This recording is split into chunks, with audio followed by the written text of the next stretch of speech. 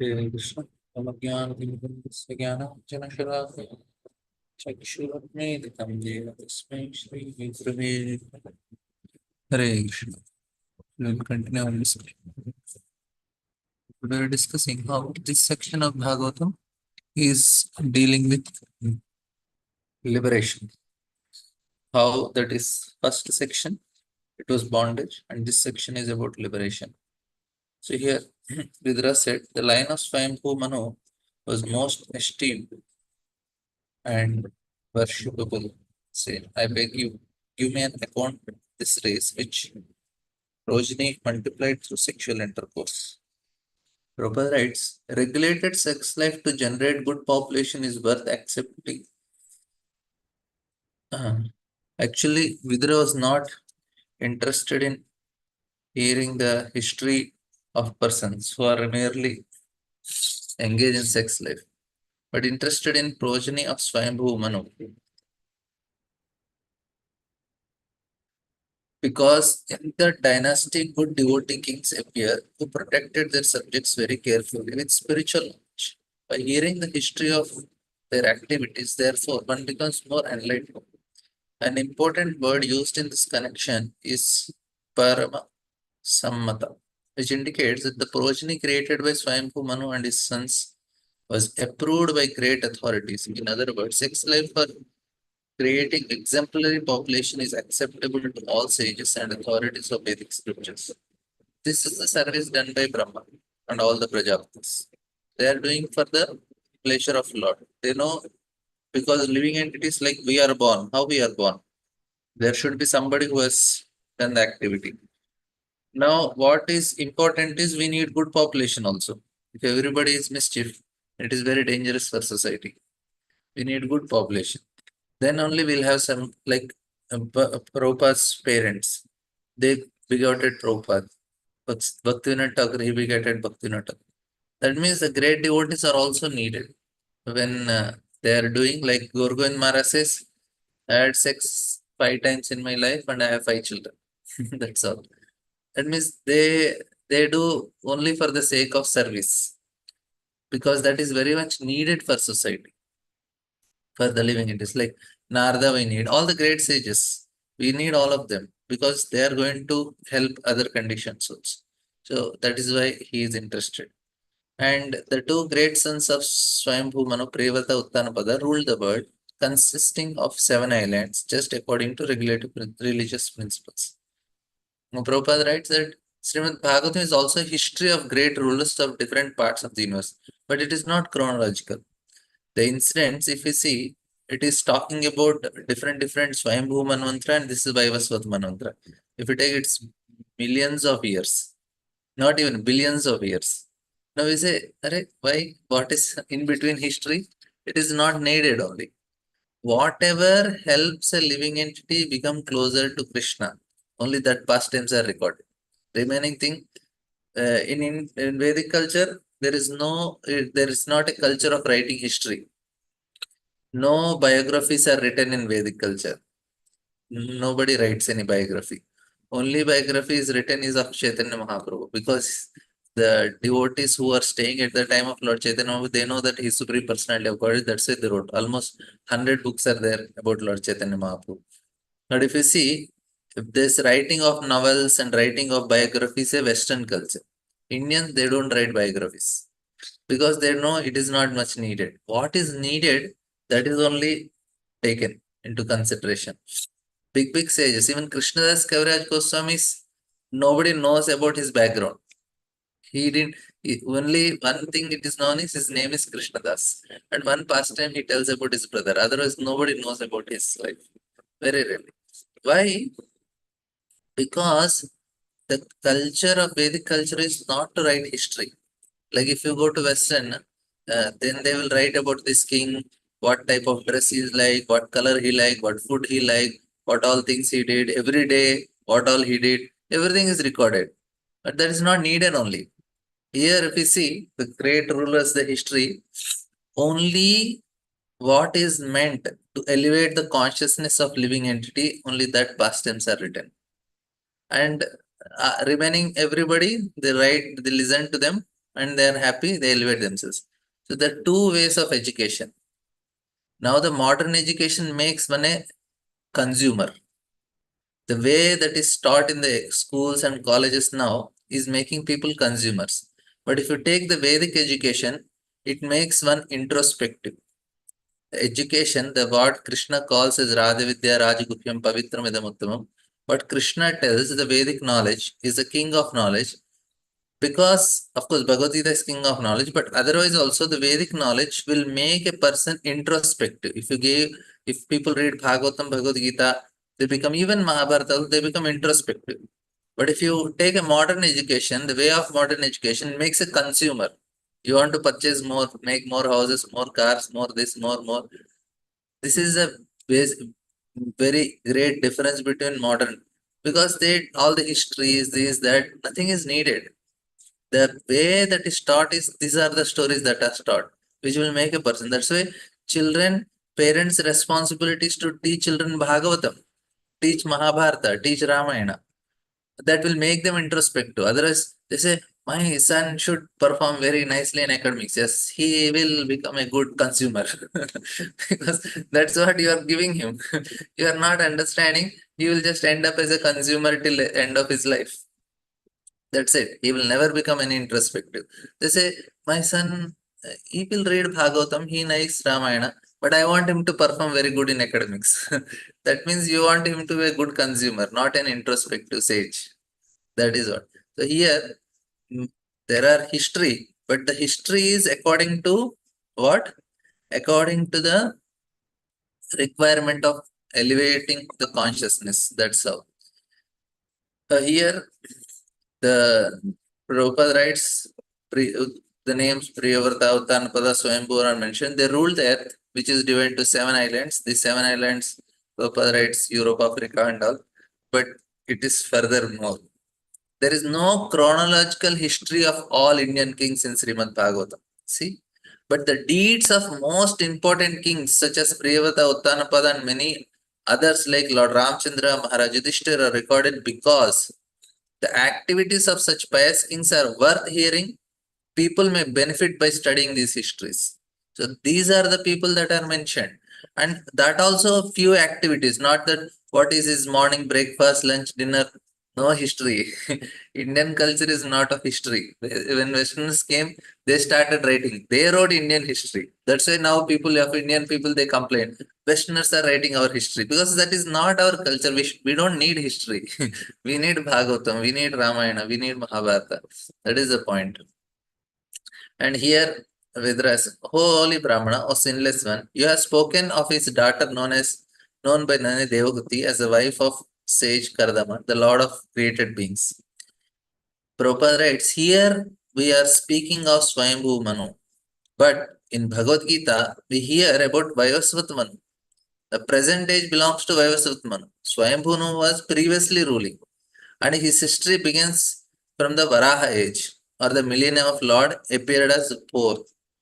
These are 14 Manus in a day of Brahma and in the life of Manu. So here, what Prabhupada is telling is such a long incident, but that is discussed now. In between, what history? No need. Don't worry that our Vedic culture got destroyed and all. Nothing is, it's all going to come again. Our Vedic culture will be established. But when Kalki comes, till that time nothing is going to happen. So no need to so much worry. What about Vedic culture? What about Vedic this, Vedic that? Nothing is going to go according to. It is all happening according to the time factor. Kali is there. Kali will only work. When Vedic culture, yes, again next millennium, again another Manvantara starts, or not even Manvantara, next Satyuga comes, everything is established. So now it is not possible. So instead of wasting time in establishing Vedic culture, we have to work with our time in propagating Krishna consciousness. That's what Bhaktisiddhanta Thakur told to Prabhupada. Don't waste time in all this politics and all. Just spread Krishna consciousness. Because Vedic culture and all, we cannot do much with that. We have to only do this. And here, very nice points Prabhupada writes. This is a nice purport. And the question is asked, how many offsprings did the great yogi beget through the princess who was endowed with eightfold perfections in yoga principles? Oh, please tell me this, for I am eager to hear. Here, Vidra inquired about Kardamuni and his wife Devahuti and about their children. It is described here that Devahuti was very much advanced in the performance of eightfold yoga. The eight divisions of yoga performance are described: control of senses, strict following of rules and regulations, practice of different sitting postures, control of breath. So here, even Devahuti is very advanced. That means in Vedic culture, not only husband, wife also had equal amount of spiritual strength. You see, she's able to do all these things. Withdraw the senses from the sense of just concentrating mind, meditating, and self-realization. After self-realization, there are 8 further perfectional stages which are called yoga siddhis. The husband and wife, Kardama and Devahuti, were advanced in yogic practice. The husband was Mahayogi, great mystic, and the wife was Yoga Lakshana, or an advanced or one advanced in yoga. They united and produced children. What type of children you mentioned? All the daughters of Devahuti and Kardamuni, they're all married to all the sons of Brahma, all the great sages.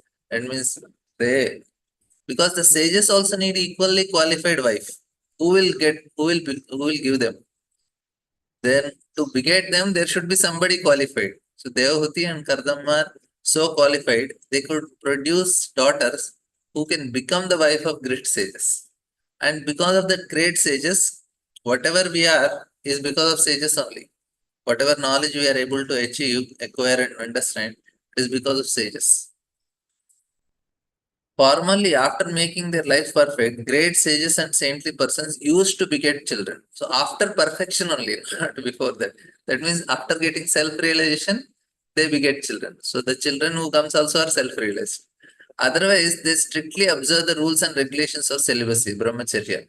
Following the rules of and regulations of celibacy is required for perfection of self-realization and mystic power.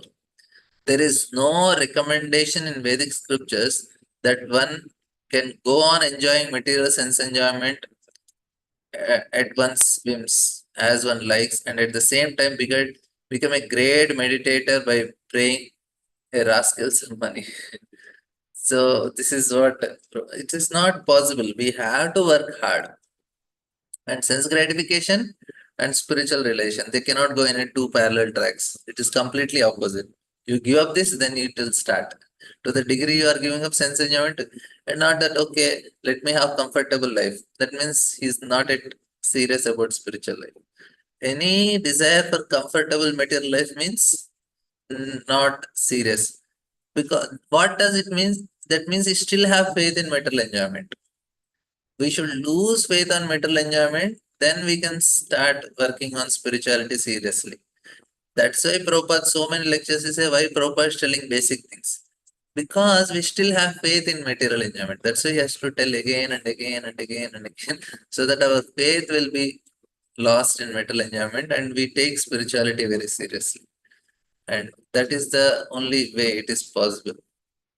And Vidra is asking, oh holy says, tell me how the worshipful Rishi and Daksha, the son of Brahma, generated children after securing their wives and other 2 daughters of Swayambhuman. And Prabhupada writes, all the great personalities who increase the population in the beginning of creation are called Prajapatis. Brahma is also known as Prajapati, as were some of his later sons. Swayambhu is also known as Prajapati, as is Daksha, another son of Brahma. Swayambhu Mana has 2 daughters, Akuti, Prasuti, actually Devahuti also. She is also daughter. The Prajapati Ruchi married Akuti and Daksha married. Ruchi married Akuti, Daksha married Prasuti. Their couples and their children produced innumerable number of children to populate the entire universe. Vidra inquired was, how did they beget the population? So when Prabhupada read, it is 3 daughters. Devahuti is also there. It is in some Puranas, same thing is mentioned. Swayambhu Manu has 2 daughters, and Bhagavatam says 3 daughters.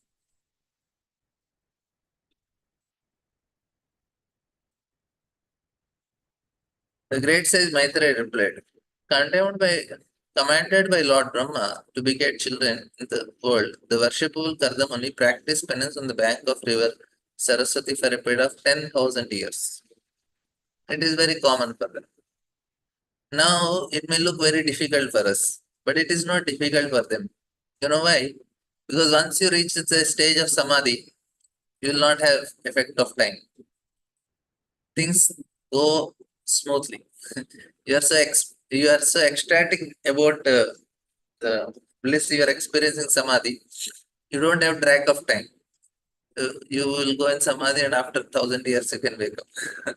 So like that 10,000 years is not a big thing. They're experiencing the bliss. So it is not that oh no, such a torture I am having. There is no torture. It is understood herein that Kardamuni meditated in yoga for 10,000 years before attaining perfection. Similarly, we have information that Valmiki Muni also practiced yoga meditation for 60,000 years before attaining perfection. Therefore, yoga practice can be successfully performed by persons who have a very long duration of life, such as 100,000 years. In that way, it is possible to have perfection in yoga. Otherwise, there is no possibility of attaining real perfection. For us, our meditation, like we say, oh, 5 hours you watch cricket. Sometimes people watch test cricket also. From morning till evening, they can sit and they don't have any problem. Childhood, we used to do summer holidays and cricket test match. Like 100 hours, morning till evening, 90 hours, we can see. But and time goes like that. We don't feel any problem. Why? That is called samadhi. When you like something, you get absorbed in it, then you don't have track of time. And you are okay with it. Now people watch movies for 2 hours, 3 hours, and continuously whole night they are in front of internet also, and they don't have any problem. They say, "Oh, it happened very fast." No, you got absorbed in that so deeply. That is a so here also for them 1,000 years. Okay, 1,000 years, no problem. It's like that because they are absorbed and they are getting tasty. Following the regulation, controlling the senses and practicing the different sitting postures are merely a preliminary practice. We do not know how people can be captivated by the bogus yoga system in which it is stated that simply by meditating 15 minutes daily one can attain perfection of becoming one with God. This age, Kali Yuga, is age of bluffing and quarrel. Actually, there is no possibility of attaining yoga perfection by such partly proposals. The Vedic literature for emphasis clearly states 3 times that in the age of Kali, Kalo Nasteva, Nasteva, Nasteva, there is no alternative, no alternative, no alternative than chanting the holy name. This is how Chaitanya Mahaprabhu defeated Prakashan and the Saraswati. This is the shloka from Shastra only. In Kali Yuga, there is no other way. Why are you wasting time in reading all this, all this jnana paths? And but there says during the period of penance, the sage Kardama, by worship through devotional service in trance, propitiated the personality of Godhead, who is quick bestower of all blessings upon those who flee to him for perfection. Prabhupada writes very big purport. He says, the significance of meditation is described here. Kardamuni practiced mystic yoga meditation for 10,000 years just to please the Supreme Personality of Godhead, Hari. Therefore, whether one practice yoga or speculates and does reach to find gods, one's effort must be mixed with the process of devotion. So this is very clear. Yoga or jnana, it should have devotional aspect. Without devotion, nothing can be perfect. The target of perfection and realization is the Supreme Personality of God. In the 6th chapter of Bhagavad Gita, it is clearly said that one who constantly engages in Krishna consciousness is the topmost yogi. The personality of God at Hari also fulfills the desires of his surrendered devotees. One has to surrender onto the lotus feet of personality of Godhead, Hari or Krishna, in order to achieve real success. Devotional service or engagement in Krishna consciousness is the direct method, and all other methods, although recommended, are indirect. In this age of Kali, the direct method is especially more feasible than indirect because people are short lived. So, better take this process. The word Samprapeda Harim meant that in various ways Karda Muni satisfied the Supreme Personality of Godhead Hari by his devotional service. Devotional service is also expressed by the word Kriya Yogena. Karda Muni not only meditated but also engaged in devotional service. So that is the most important. Even you are doing jnana or karma or yoga, all three things should have element of bhakti. That is what is recommended here.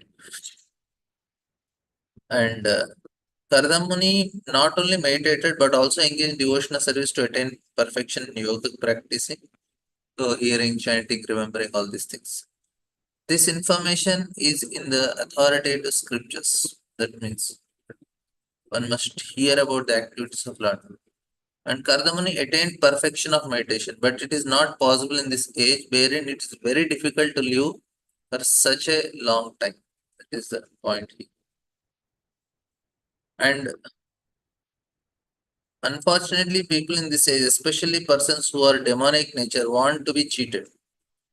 Thus, the personality of Godhead sends great cheaters.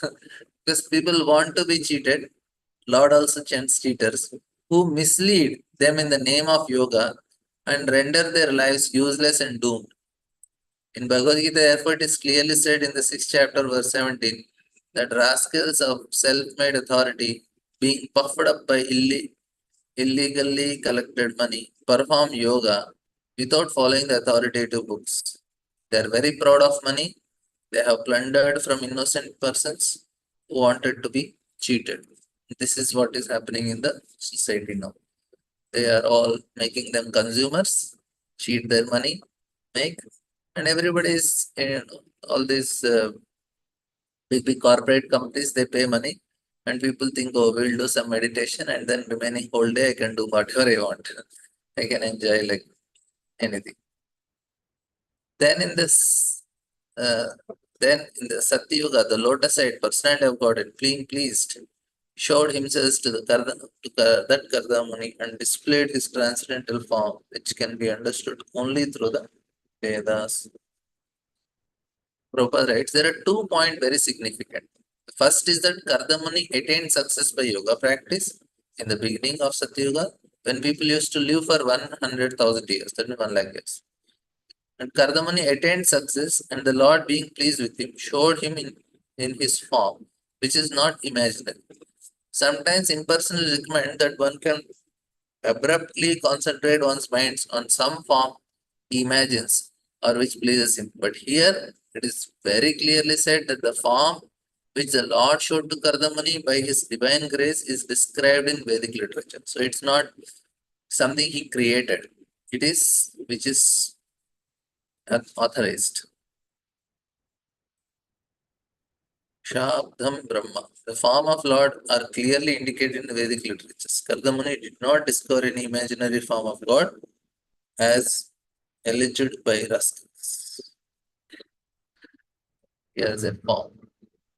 Kardamani saw the personality of Godhead who is free from metal contamination in his eternal form, effulgent like sun, wearing a garland of white lotuses and white lilies. The Lord was clad in spotless yellow silk, and his lotus face was fringed with slick dark locks of curly hair.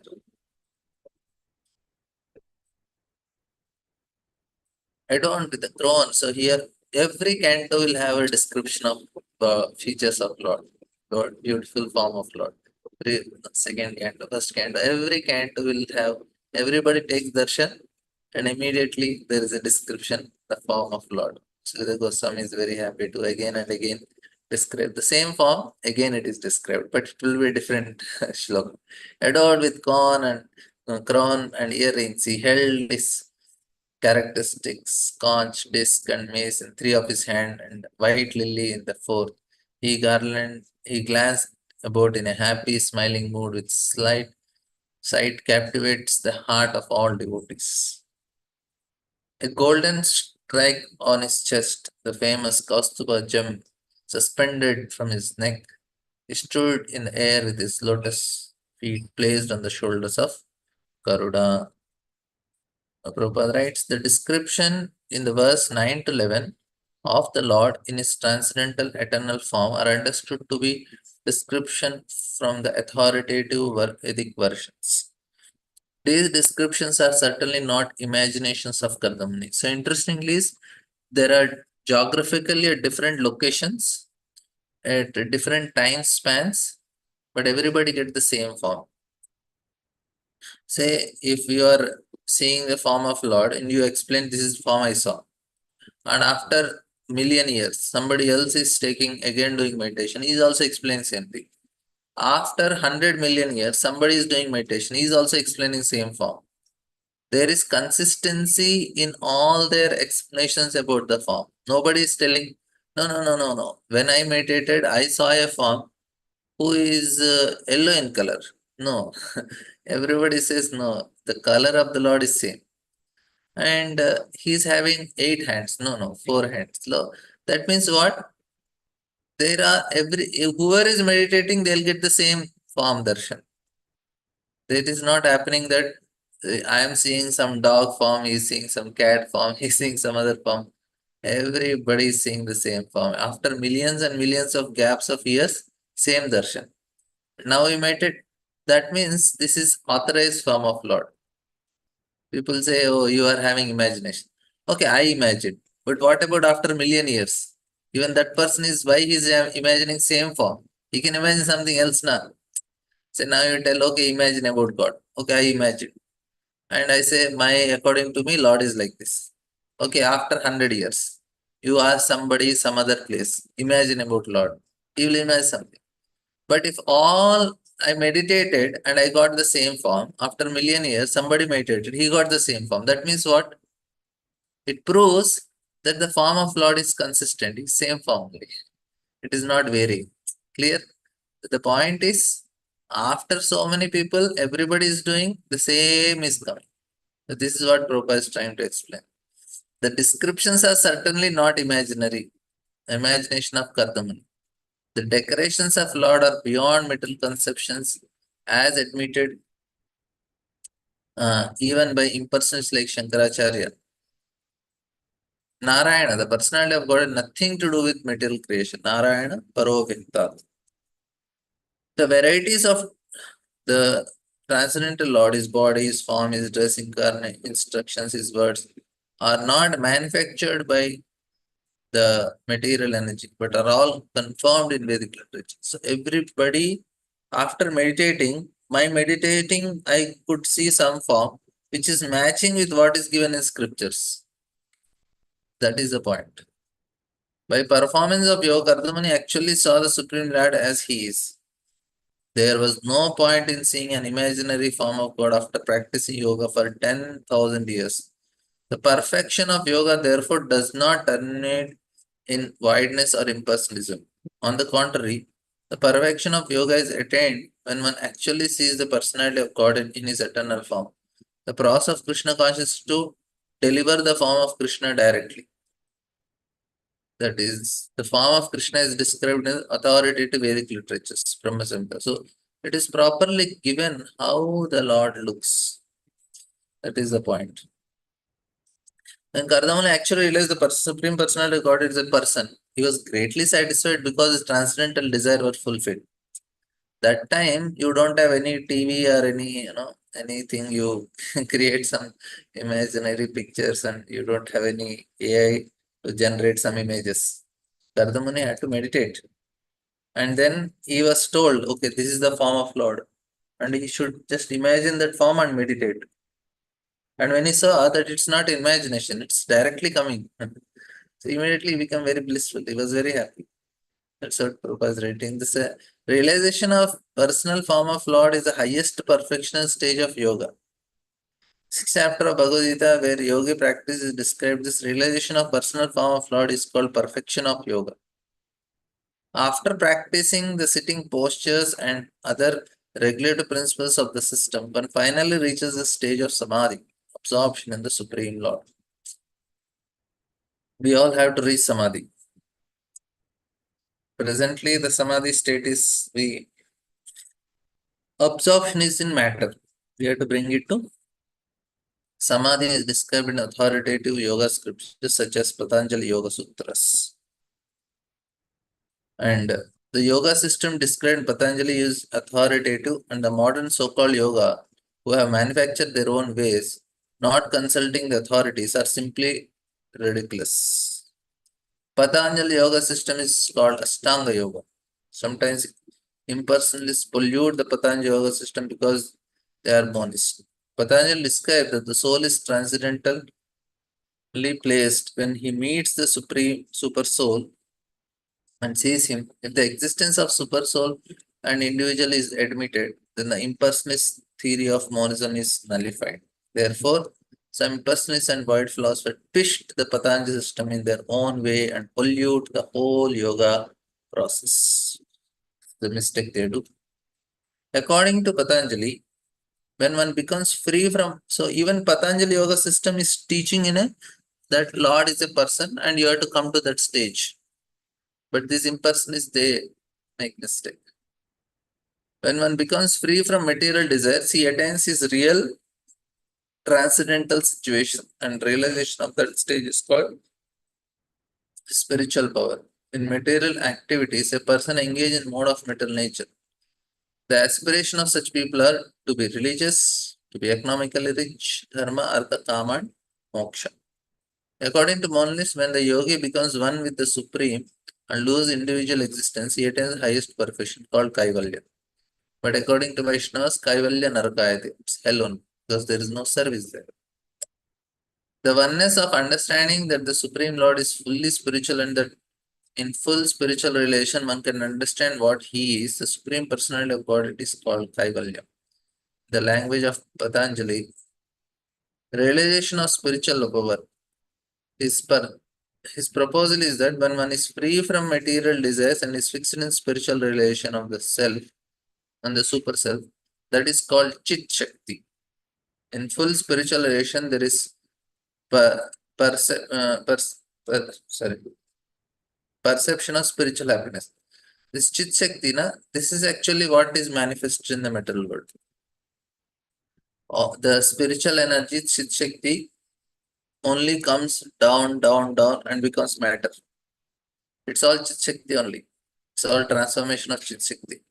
But there it is spiritual, here it is more gross, it becomes more material. So it is, and that way everything is in one way spiritual only. There is nothing like matter. The transformation of Chit Shakti only is called as matter. Like that.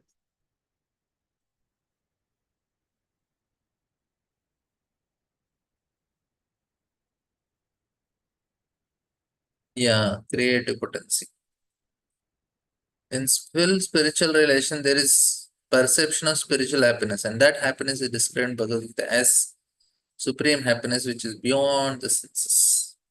Trance is described to be of two kinds: samprajnata and asamprajnata, or mental speculation and self-realization. In samadhi or asamprajnata, one can realize by spiritual senses the supreme law form of Lord, that is ultimate goal of spiritual realization. Why Prabhupada is writing so much? Because people are so much confused about yoga practices. They may go into yoga practice and they may justify saying that Kardamuni also did in Bhagavatam.